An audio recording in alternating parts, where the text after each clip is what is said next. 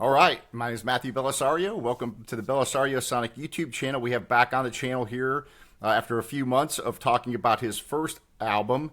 We're going to talk to Jacob Chung today, a wonderful young saxophone player playing a lot in New York City these days, but from Canada. So welcome back on the channel, Jacob. Thanks. Happy to be here, Matt. Good to see you. Thanks. Yeah, so I'm really excited to talk about this record here we have live at Frankie's, which you've teamed up with Tyler Henderson's trio. And this is one of those records that really excites me to see young guys like yourself coming in and really taking this tradition, which we talked about when we spoke last time about all these saxophone players and all this rich tradition that you're into. And I think a lot of times, a lot of the young players are sometimes criticized for being very technically, very, very good technically, but oftentimes not rooted enough in tradition and this kind of thing. And I think this record disproves that for sure. Oh, well, thanks. Um, That's so kind of you, man. I appreciate that. We were just trying to just play songs we like, music we love. It wasn't any kind of like, oh, we're gonna play the tradition now. right. Although it's nice for you to say that. That's very kind. Yeah, Tyler definitely is a lover of song, you know. He actually has a project where he's digitized a lot of original sheet music of standards, and I think he's working on it with Michael Kanan, the great piano player. So it's a lot of fun to be able to play some old songs with Tyler. Yeah. So this wasn't intended to be a record, right? Reading from the liner notes, it was kind of recorded and then decided later that you guys were going to put it out.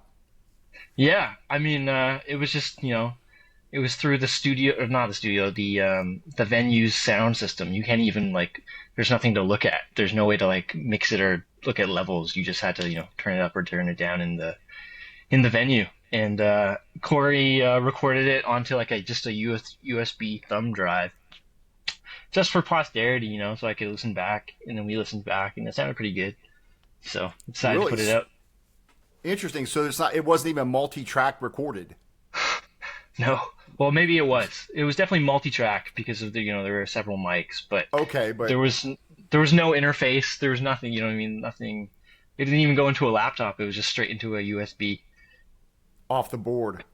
off the board. Yeah, and then they just went and took that and mixed it down. It does sound wonderful. It has a great sound to it, and there's nothing like a good live jazz album like this. And as far as the tunes you guys picked out, you guys have been touring though, correct? You guys have already been playing Yeah, around, that's right. This was the end of a 2 week run, 2 week tour.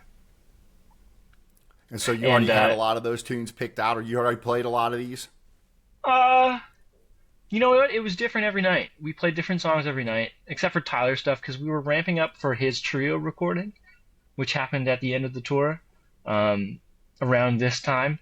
So Tyler, we were playing a bunch of Tyler's music, and then uh, different songs every night. And then at Frankie's, it was like the last. This was the last venue of the tour, so we were like, okay, what felt really good, and we just picked our favorite songs from the past 2 weeks. Yeah, it's nice to change it up every night. It's like a different challenge. It's a challenge to play the same material every night and make it fresh every time, and it's a different kind of challenge to play different tunes every time. So that was how that worked. And there's more recorded than what's on this, correct? Because didn't it say it recorded like 4 sets, 2 nights, or something? Yeah, yes. There's like hours. There's four hours of music. So there could be a part two, part three if you want. Yeah, we'll see. Some of it didn't turn out so good. Well, that's the live thing, right? Taking chances. Sometimes you fall on your face and look real stupid. But some of it came out good, and that's the stuff you're hearing. Yeah, well, the stuff I'm hearing sounds great. So, what do you think about that recording? You weren't expecting this to be really put out, right? So, Yeah. do you think you're more likely to take chances and kind of do stuff that you wouldn't ordinarily do had you known you're going to be recorded, or do you not even think about that? Oh, well, 100%. You know what I mean? Like, I feel like every time I walk into a studio and somebody puts a mic in front of me, I lose like 20 IQ points. So yeah, we're everybody, took a lot of chances, and some of it worked, and most of it worked. And the nice thing about not knowing is, like you're just up there having fun, just playing with your friends, playing nice songs with your friends. That's all it is, right? For a lovely audience. And so it's nice to be able to capture that, you know. And then how times have you played up at Frankie's now? Have you been up there quite a That few was times? our No, because that's on the other side. I'm from Toronto, Ontario, and Frankie's is all the way on the west coast. It's like I don't know, like Detroit to Seattle. It's far, and that was our first time. That was my first time in Vancouver. I think everybody's first time in Vancouver, and our first time playing at Frankie's. Lovely club. Can't say enough good things about Frankie's. Great Yeah. food, Oh good yeah. drinks. I want to go up there. It's definitely on my list to do to go. First of all, I've never been to Vancouver, and it's supposed to be beautiful. Yeah. And then that club is looks like they got a lot jazz going on almost every night up there, right? Yeah, it is really beautiful. I haven't spent a lot of time on the West Coast, and so the nature was absolutely stunning, breathtaking.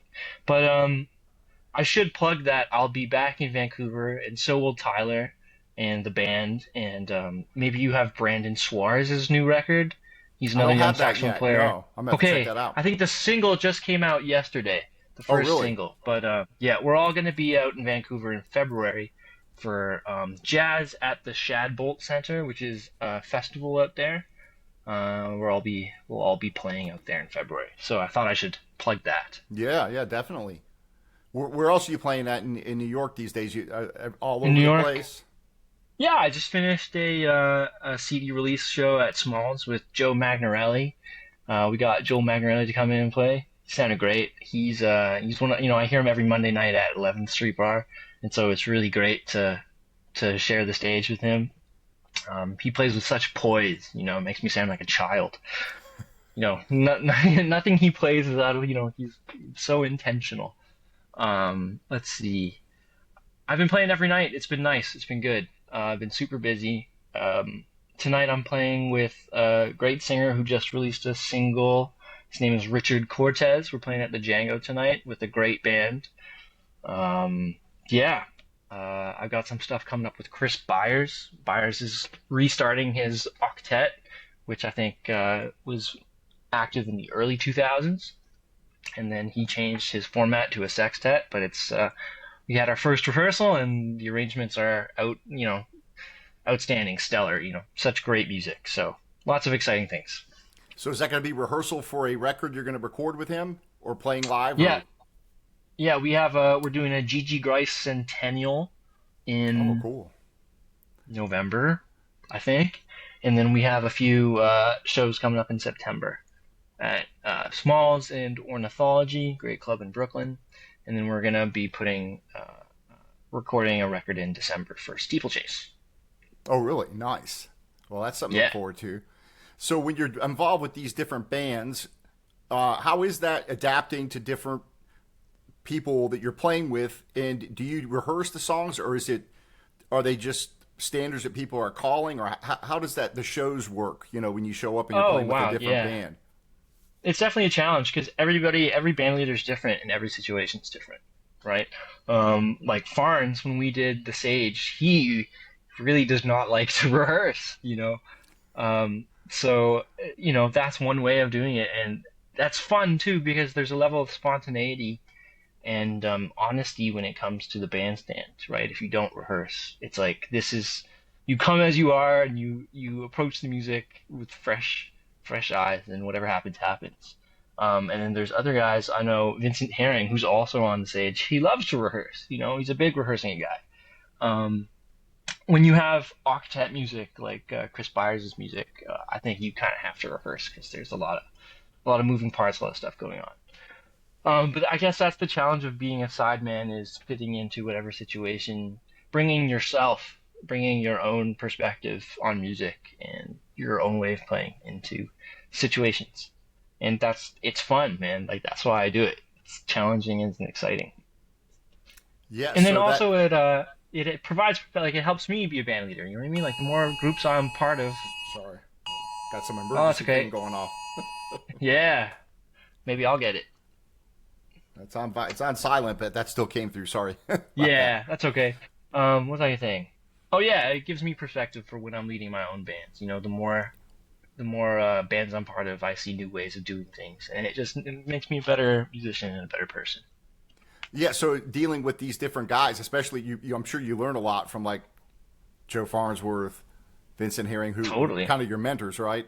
Um, Yeah, just being in the same room as them, even, little details, how to mark up parts. That's a huge thing, more in like the Broadway thing or, the guys who have been in big bands and need subs all the time. There's so many little details that you can only learn being around those kind of people. what's your perspective on jazz right now, as far as the people your generation coming into it? And because a lot of the jazz is coming out, you have a lot of young people that are writing their own pieces. They're very avant-garde, very, some of it's abstract, which I do enjoy some of that as well. But what is your perspective on composing and the general sense of direction, like from people that you're playing with, that are your age coming into this? Yeah, well, I mean, it's hard. I don't think it's possible to make any sort of broad statement. I only see what I see in New York and wherever I hang out and all that. But like you said, there's a lot of music coming out, and a lot of it's good, and some of it isn't, and it's just all sorts of stuff, and that's healthy. It's good for the scene. Uh, Diversity of perspective is so important, and more power to everyone who wants to put out music, any Right. kind of music. Yeah, Yeah. What about the whole marketing, the social media thing? I think a lot of the guys that have been around for a while, even though they're doing some social media stuff, it's not as important once you've established your name and you're getting calls and you're playing places. How do you view yeah. that whole thing? I think it's well, that's kind of tricky because there are some people that use social media super effectively, and it's really authentic and it helps grow their career and become, make a living, right? Everybody needs to make a living. Everybody needs to eat. So if social media is part of that, then social media is part of that. And there's some people that do it really well, and there's some people that do it kind of corny. Yeah. But whatever, man. Like everybody has to eat. But for me, I, I don't know. I just post silly pictures, me and my friends, and people see it, people don't. It doesn't really matter. As far as marketing, it it's funny because when you market yourself, you're in a certain headspace, but when you're practicing and trying to get better, you're in a completely opposite headspace, right? Promoting yourself, kind of talking yourself up versus, critiquing every little problem with your playing. And for me, that's kind of hard to straddle. And so I've been super lucky with Corey. Corey's been a godsend that way because he kind of handles the bulk of the marketing and stuff like that. I think Love Reserve and Cellar Live have some sort of deal. And Lisa Reedy, maybe. Yeah, she does some of the promotions. Yeah. She does the promotions. And I'm Hmm. super grateful for that because, I don't have to, I can just work on music. That's what I kind of signed up to do, man. I just want to play saxophone.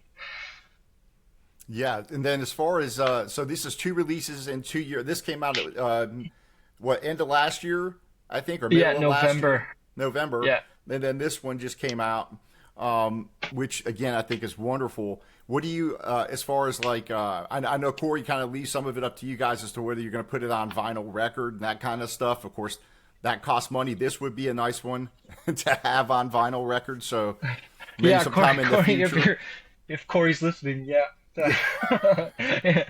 No, it's kind of up to him. Yeah. So yeah, I think that would definitely be one that would be nice to have on the vinyl format. Of course, you'd have to cut some stuff out. That's the problem, unless you make it a double record, Right. because I think it's more than Too 45 long. minutes. So, Yeah. but I and think then Tyler's would sound really good. I'd really like to hear that on vinyl, man. yeah, they Because all would. I was in the studio while they were recording it, and it came out so good. I'm just happy to be associated with it. Yeah. And then we were talking before we started the channel here's the stream about Sheldon Zaharko, who actually mixed and mastered this after it was Yeah. given to him from Corey, and he did a really good job on whatever he was given. Which actually I talked to him a little bit about it. You'll hear it tomorrow, or Sunday. You'll hear a conversation. He did talk a little bit about this, and now it's coming back to me. I think he said that it was like 8 tracks or something that he had to work with, and I think something like that. I will have to go back and listen to it again. But he did a great job. Wow. He just does a wonderful job on mixing and mastering, and when he records. So He does. He Yeah. did a good job on this album for sure. When are when are these other projects coming out then? Before we go, of your like what recordings you're going to be on? Oh, let's see. What's coming up? There's a great trumpet player, David Snyder, who made a record for Corey's label, Cellar Live. And who's on it? Arena Terkubo is on it. I'm on it. Tyler's on it. Great bass player. Joey Ranieri's on it. Willie Bowman, great drummer. So that should be coming out soon. Maybe in the fall or the end of summer. What else? Chris Byers, Richard Cortez has come out with some music that I arranged. We're going to the studio in August, and that should be out next year. Piano player Anthony D'Alessandro from Toronto. We did a record with featuring Summer Camargo, great trumpet player. That should be coming out at some point. Wow. Yeah, busy, man. I'm so lucky. Feel very fortunate. I can retire now. Yeah. Yeah. What about arranging? When you said you're arranging some tunes, those are traditional Yeah. tunes, and do you actually arrange for the whole band? Yeah. So Richard's project, he's asking all the members of his band to contribute arrangements of songs that mean something to him. So we're working in tandem with his vision to come up with something interesting, new takes on standards, and they're kind of a little bit more obscure standards, which is fun too. So I'm arranging for the entire band, maybe 4 or 5, four tracks. Do you know everybody who's on there? Do you know who you're arranging for? Yeah, it's a working band too. So we play every month at the Django. Like tonight. Tonight's our monthly. We have our monthly hit tonight, and yeah, which is nice. When you're arranging for people, you can actually write to their character. You can. It's just more personal and makes the music a little bit more vivid, more like you're actually hearing the person, not just trumpet. I'm not just writing for trumpet, and you're not just hearing trumpet. Everything's been tailored to David Snyder's personality.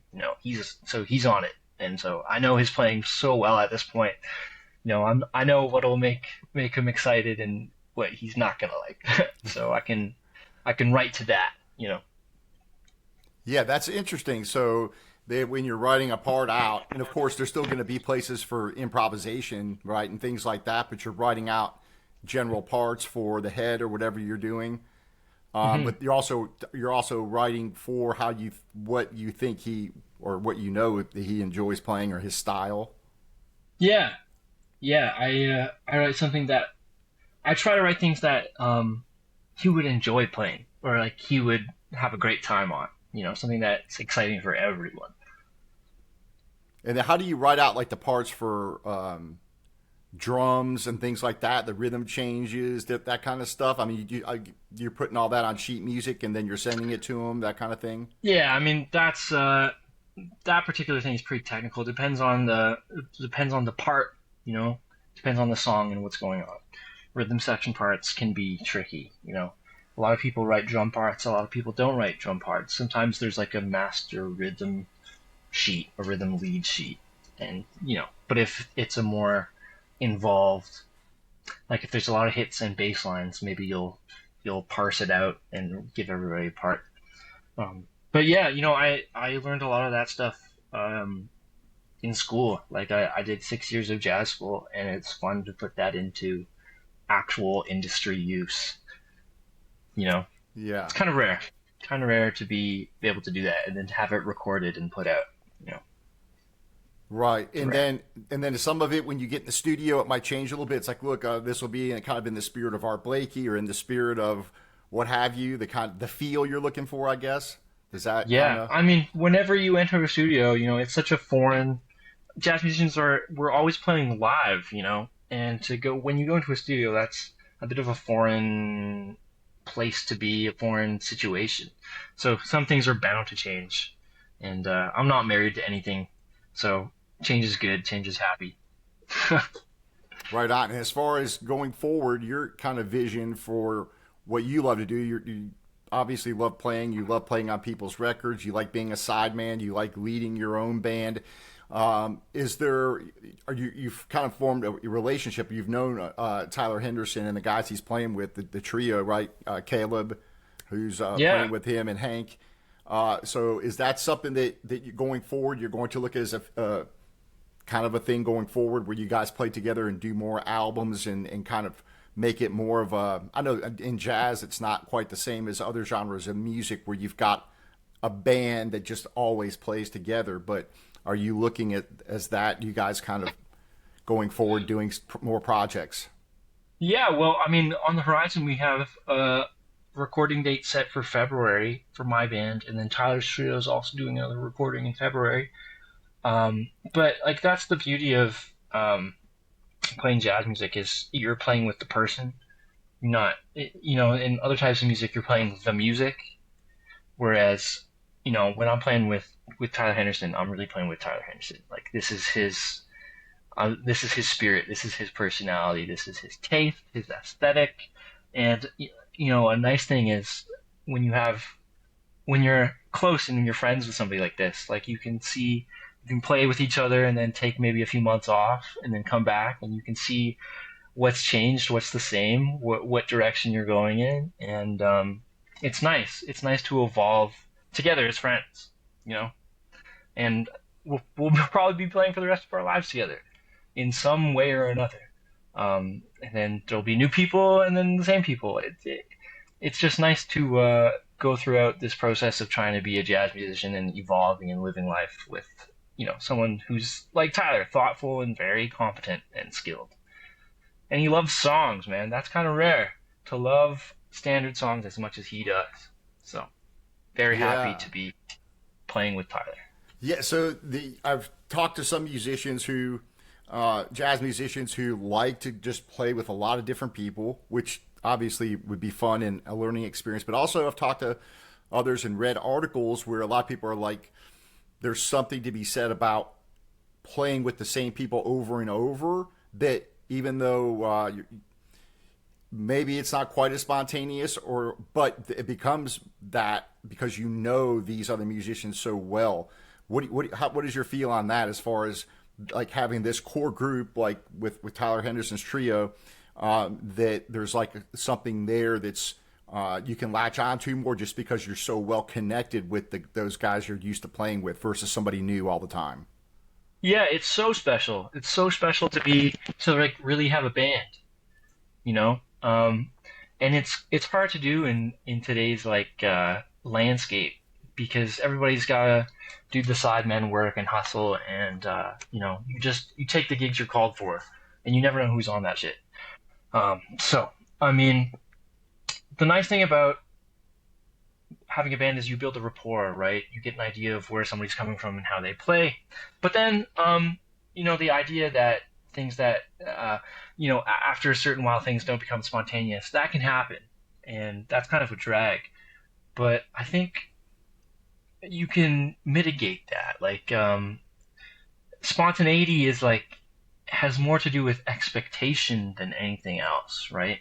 So if you know someone's playing so well, that you have a series of very strong expectations about what's going to happen, and everybody kind of subverts that. That's maybe the most spontaneous thing, you know what I mean? And maybe that's even more exciting than playing with someone new is when you're playing with someone you know and trust, and all of a sudden you're in a place with someone new, or a new place with someone you know. You know what I mean?